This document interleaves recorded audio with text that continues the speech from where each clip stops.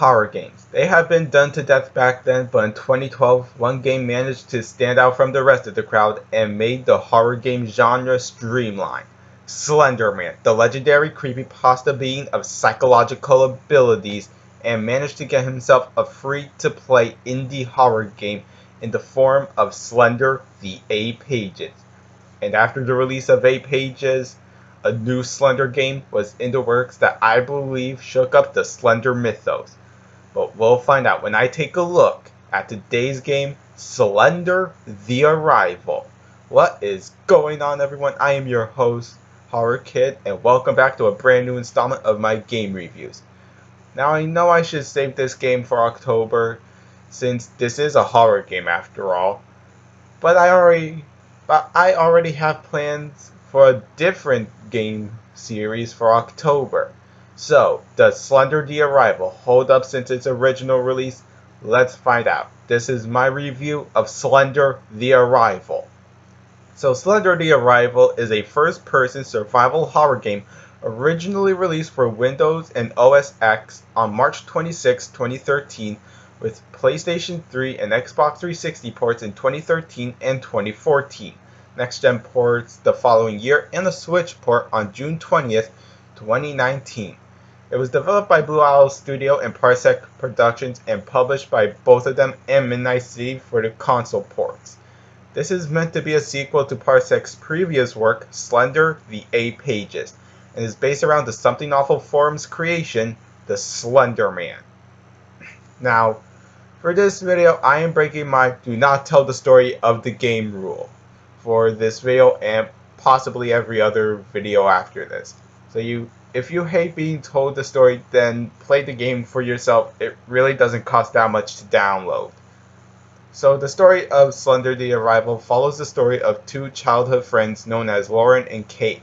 This game being a follow-up to 8 Pages, Kate, the person believed who you play as in 8 Pages, is selling her childhood home outside of Oakside Park.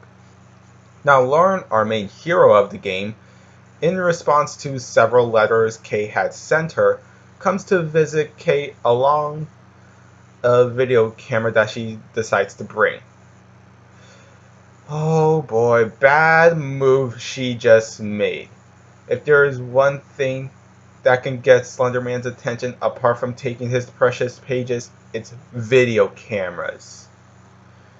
So her driveway is blocked by a fallen tree in level 1. So Lauren, instead of backing away and hightailing the crap out of this situation, decides to leave her car by the road and continue on foot to Kate's home. Now along the way she passes by another car, whoever owns it is unknown, with the sun setting behind her. Lauren then discovers Kate's home. Doors ajar,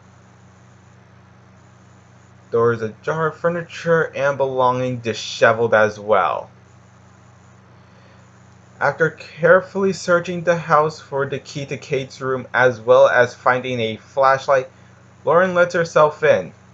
Scrawlings of an ominous figure and haunting messages adorn on her walls. A woman's scream can be heard from a shattered window, caused her to panic.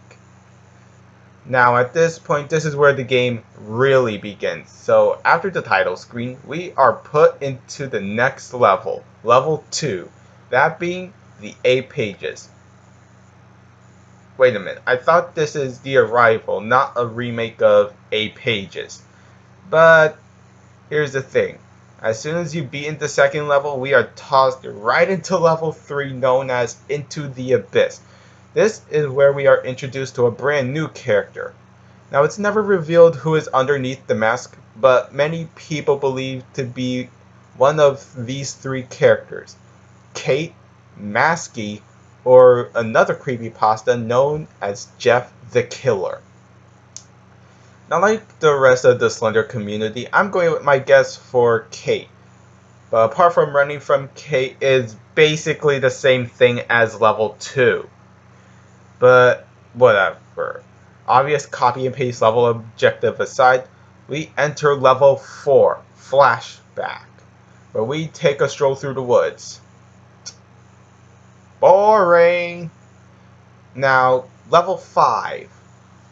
Now, level 5 is basically a secret level which you can only access by finding a stuffed teddy bear back in level 4. This is where we take control of Slenderman's previous victim before K, Charlie Matheson Jr. This level is pretty great, though I suggest lowering the volume unless you want to go deaf from Charlie screaming. Level 6, Escape. We take control of Kate back in her childhood home, and oh, for the love of with this objective, why must every level after 2 reuses the same gimmick? It gets bland after a while. Level 7, Homestead. We take control of a new character named Carl Ross while he's doing research about Charlie's disappearance. Now, while playing through the level, it can get a bit unsettling at some points. Okay. Now, this is the last level. If you don't want to get spoiled, just click off the video. This is your final chance to click off the video.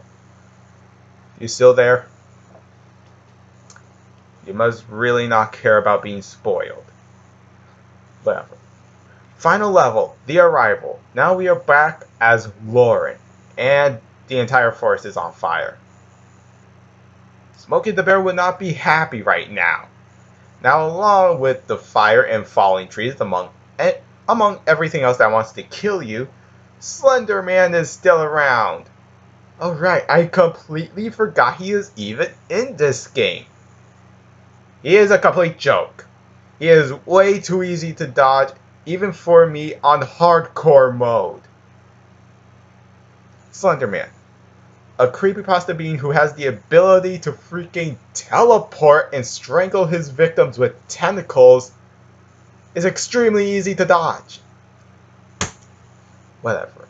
Now this is also where things get even more creepy and even more unsettling than Homestead and Escape combined. This is basically where the main campaign ends. So, does the story and level still hold up? Yes, in some parts, no in others. The biggest offender being that every level after 2 just reuses the whole do X thing 8 times. Other than that, it's very great. Now, is the gameplay good? So, the gameplay of Slender the Arrival is your standard run-of-the-mill first-person survival horror, much like, let's say, Resident Evil 7 Biohazard. So we take control a total of 4 characters while running from either Charlie or the Slender Man. While it can be unsettling in some parts, especially if you're playing with the lights off at 12 a.m. midnight, it's a fair game to play and beat. Now, the presentation of Arrival is honestly very remarkable. The game uses a Pages engine known as Unity, but it looks more like Parsec and Blue Isle are using the Unreal Engine because it looks that beautiful. Now, I got my versions on the PlayStation 3 and the Switch, but I'm sure it looks even better on a PS4 and Xbox One. So overall, even 6 years later after the original release, it still looks great. So, after beating the main campaign, what do you get in return? Well, you actually get a level 9 known as Genesis. This is a complete HD remake of the original Slender the Pages, and it has the same landmarks from the creepy tree to the trucks to the tunnel and the infamous bathhouse, which I'm sure many people have died at back in 2012. So the objective is simple. Get all 8 pages and don't die. There is also an extremely secret level 10 which is known by the Slenderman fandom wiki as Glitch. You can play it by collecting a missing child poster 3 times during the main game. The secret level is basically a series of distorted rooms which Lauren is trying to go to, but ends up getting teleported to a different room altogether. Now she is eventually captured by Slender Man, and a voice will call out to say he likes you and wants to play with you. This level is easily the hardest to do and find, so I suggest looking up a guide if you really want to complete this game. So what in the game is hardest for me to do? Finding the collectibles and speedrun trophies. There is a total of 50 scrapbook items in the entire game, including places that take before the events of the arrival. Again, just use a guide, it'll really help a lot. As for one of the speedrun trophies, where you have to be, I think it was level 2 in around a minute or less, I found a glitch where you can get a certain amount of pages, run into Slenderman, and the cutscene, which will take you to level 3, will play. Bada bing, bada boom, you got the speedrun trophy. It's very fun, and it does also require you to use your brain to try and track down the pieces of paper. So, with all that being said out of the way, does Slender the Arrival hold up even today? Yes. Yes, it does. This is easily what I can say is the definitive Slender experience ever. With the game now on the Switch, you can take it on the go.